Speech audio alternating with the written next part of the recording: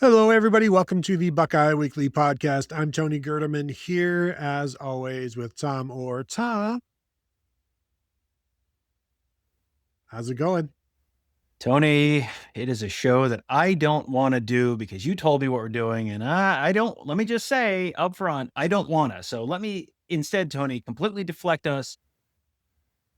I think you and I both owe Interstate 70 in Ohio an apology because I drove to Kansas City this week, and we have we and everyone else in the state of Ohio has a long running, be like I-70, never stop working on yourself. And no, it's orange barrel season and the barrels are in bloom in Ohio. Let me tell you, friends, if you have not driven through the state of Missouri on I-70, and I mean all the way across the state of Missouri on I-70, you don't know what endless construction zones look like. So I would just like to apologize to ODOT and I-70 for falsely accusing you of being the gold standard or whatever the opposite of the gold standard is in terms of summertime construction drive. I feel like there should be some sort of a punishment where you've done something wrong, so you just have to take 70 all the way across the country and then come all the way back. And when you're back, your punishment has been served. Time served. But you've got to do it. You can't get off there. You've got to deal with the semis. You got to deal with the construction. And you can't drive at night. You can only drive during what's worse? Only drive during the day or at night when there are closures. I don't know. That's a tough one.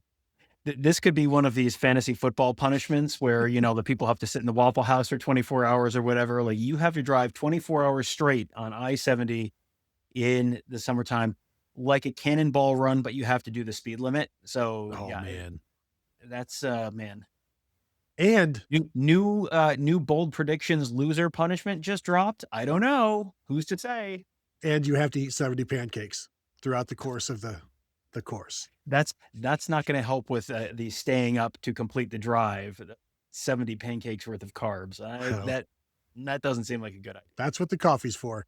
Yes. So the reason Tom is angry is because I'm having him do some blind ranking. We've done it before. He complained the entire time. It was great fun. I am having him blind rank 5 individual matchups for the Buckeyes this year. He's going to rank them from the just the most impactful, most important matchups. Like one is the most couldn't be more important than this. 5, there could be 4 more important matchups. So this is just like a guy from Ohio State matching up against, say, a guy from Oregon, and then he has to decide where do I put this? 1, 2, 3, 4, or 5. Tom, the first one I'm going to give you is Ohio State defensive end Kenyatta Jackson and his matchup against Indiana left tackle Carter Smith, who was, I think, finished as an All-American. We know Indiana is the Big Ten favorite. Is that right? Is this the world we're living in? And if Kenyatta Jackson can win that matchup, that's going to go a long way in forcing Indiana quarterback Josh Hoover into either a sack or an interception. So, talk a little about this matchup. Where would you put it? Is it 1, 2, 3, 4, or 5? And remember, the next 4 could be complete trash. They certainly could be, couldn't they? Yes. I thought about that where you're going to give me one and it's like, well, he's could give me one that's going to be the absolute most important, and then everything else is like, oh, and then here's 4 matchups from the Ball State game. That is a thing he might do. Friends, you are not new here. You know who we are dealing with here. So that is why, Tony, I'm going with number 3 right here. And when you said Kenyatta Jackson, the first name that came to mind was Carter Smith. So Hmm. that to me indicates this is probably at least a top half matchup because this is an Indiana team that we'll see if they live up to the standard of last year. That would be very, very difficult for them to do. But I'm not counting out Kurt Signetti and anything Kurt Signetti touches. So you can't say he's not going to do it again because 2 years ago, I certainly did not expect Indiana to be where they are right now. But this is one where I think Ohio State could win that Indiana game without Kenyatta Jackson having a particularly big game. If he has a big game, great. That will be absolutely be a big help and could help hold Indiana down, which would make the game more winnable for Ohio State. But this is not one where, you know, Jeremiah Smith versus Texas, where if Jeremiah Smith has a huge game against Texas, Ohio State is not almost guaranteed to win, but is very likely to win, I would say. This is not quite that. So I'll say number 3 here and just hope that you're not completely messing with me with the other 4. You mentioned Texas, and I was going to throw Bo Masco, Texas cornerback who transferred in from Rutgers versus Jeremiah Smith. However, the idea that there's just going to be an individual matchup for Jeremiah Smith against Texas is probably false. Mhm. So I scrapped that one, even though Bo Masco has never given up a catch to Jeremiah Smith. Now, Jeremiah Smith did not play against Rutgers last year, and the Buckeyes did not play against Rutgers in 2024. But facts are facts. Still, there's no such thing as a one-on-one matchup between Jeremiah Smith and anybody from Texas, I think, as we know. Instead, Tom, I'll give you let's flip the other side of the ball here and go with Texas wide receiver Cam Coleman versus Ohio State cornerback Devin Sanchez. Two guys, one coming over from Auburn and Cam Coleman, very expensive transfer, arguably the second best wide receiver in the nation, wanting to show that he is the best. And Devin Sanchez coming into this game as a new starter and somebody that was taken advantage of last year by certain quarterbacks, wanting to show that this is like a marquee matchup for him. But where would you put this one? And what do you think about it? Yeah, this is one I'm going higher than the last one. This is gonna be number 2 for me, just so I, again, leave myself a little room just in case, but this is a matchup where last year, one of the big problems, this is Arch Manning game 1 last year was not ready for prime time. He was substantially better by the time the season ended up, and you would expect would take another step this year. He'll have the home crowd on his side, but man, having Cam Coleman on his side feels like that's a pretty consequential Mhm. addition for Texas.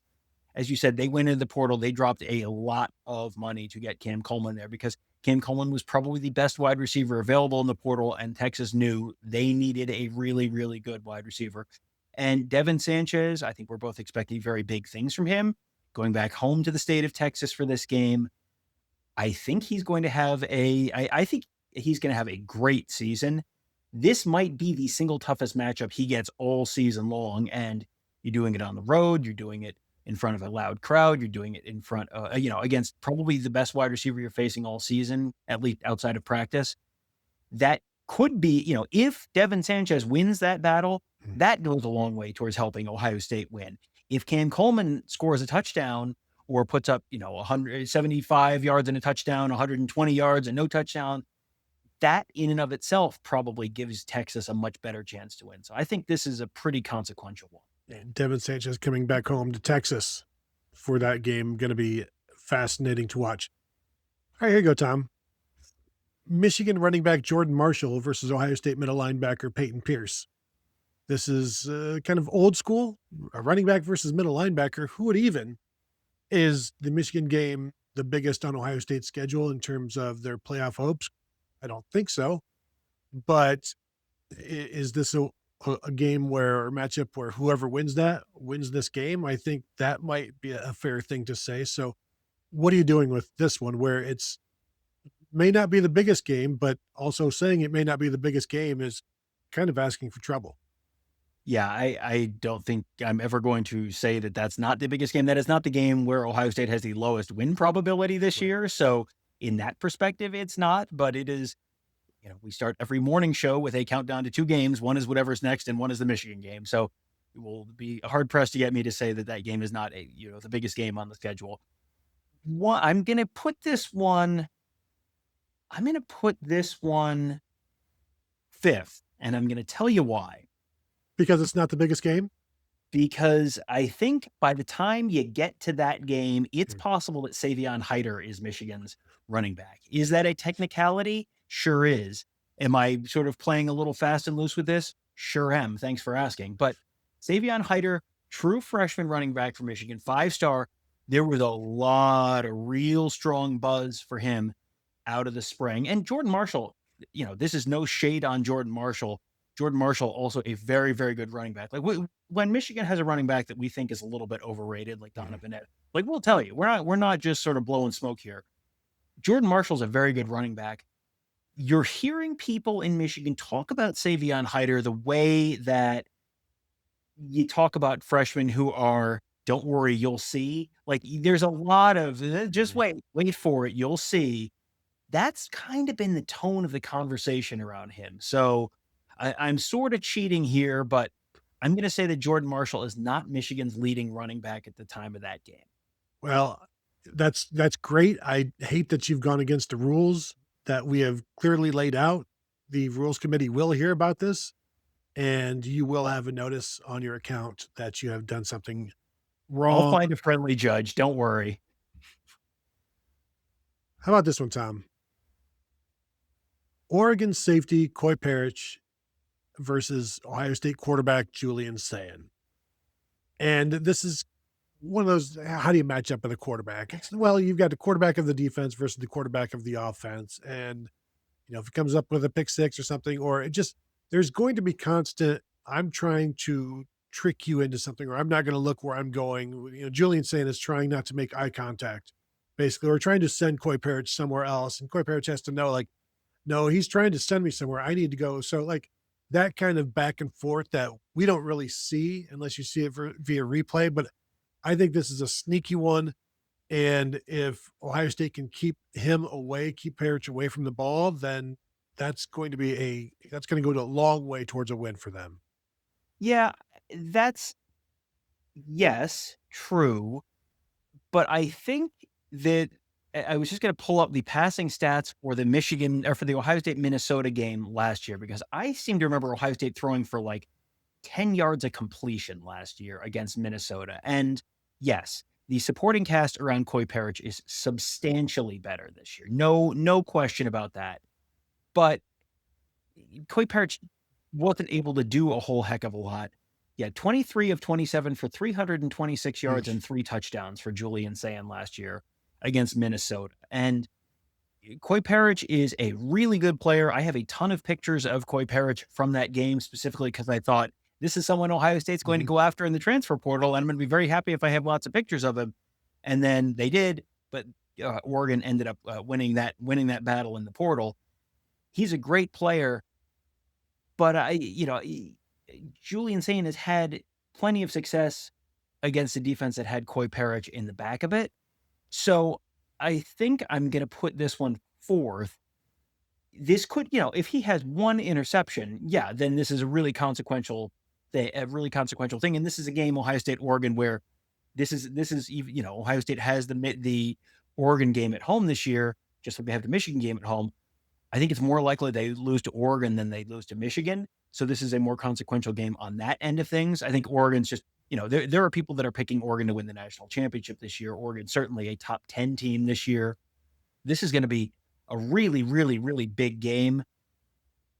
If Julian Sayin, if Coy Parrish has a bad game, that doesn't, or even a quiet game, that doesn't necessarily mean Ohio State wins the game. Like there's plenty of ways they could, if Julian Sayin has a huge game against Oregon, yeah, then they're probably winning the game. If Julian Sayin has a bad game against Oregon, yeah, you could, that's probably going to make it likely that Oregon wins. But I don't know that Parrish in and of himself is really a guy who's going to, I don't think he can swing it in a bad way. If he has a huge game and, he could also make an impact on special teams as well, Mhm. which is, outside the scope of this particular exercise, but, sort of factors in there as well. But I'm going to say number 4 here. Would you have preferred to say number 5? Yes, probably. Maybe. I don't know. I think that Kenyatta Jackson and Carter Smith, I would probably have lower than, Mhm. maybe Julian Sayin and Coy Parrish, with it all to do over again. But Tony, that's not how we're playing this. I have to do all this all without knowing what is coming next. Coy Parrish last year had 9 tackles and a pass broken up against Ohio State in a 42-3 loss. The last one here, Tom. Indiana defensive tackle Tyreek Tucker versus Ohio State center Carson Hinzman. And the line of scrimmage, as we know, is was tough going last year for Ohio State, handling the interior, and a lot of that is the guy making the calls. That's Carson Hinzman, making sure everybody's on the same page, dealing with these stunts, dealing with all of this movement. If they can contain Tucker and the rest of that defensive line, then that was the difference last year. And so this is just, I don't know. Tell me what you think about this one, Tom. And where would you possibly, how could you possibly think that you could rank this? Where would you absolutely, Tom, if you had your one opportunity to rank this matchup, where would you put it?